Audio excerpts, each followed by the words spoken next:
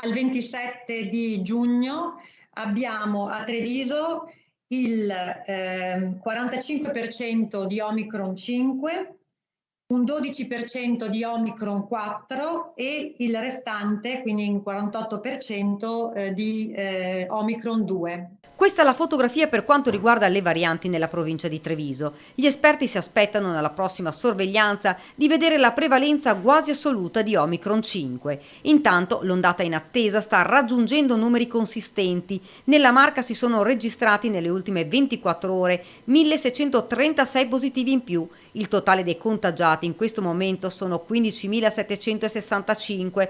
La pressione ospedaliera rimane invariata e sotto controllo. A fornire un dato significativo è la regione, che spiega come quasi il 50% dei positivi ospedalizzati nel Veneto sia Covid per caso, ovvero pazienti entrati per altre patologie e che poi si sono rivelati positivi asintomatici. Per quanto riguarda i sintomi prevalenti per chi contrae Omicron 5, i sintomi principali sono febbre, mal di testa, quindi una sorta tipo di rinite anche quasi che dà fastidio, e poi può esserci mal di gola, tosse. i centri tampone negli ultimi giorni sono stati presi d'assalto tanto da costringere la direzione sanitaria a rivedere ed ampliare gli orari per venire incontro alle esigenze.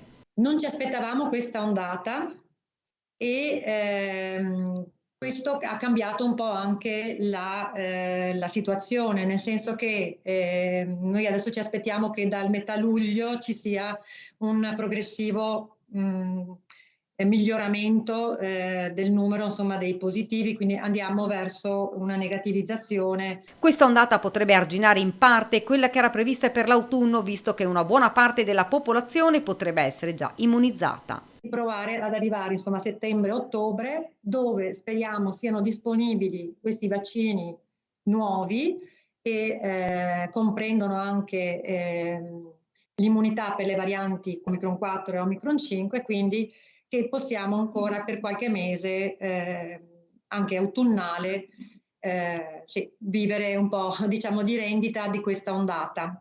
Rimane il consiglio di utilizzare la mascherina, anche se non obbligatoria, quando ci si trova in mezzo alla gente.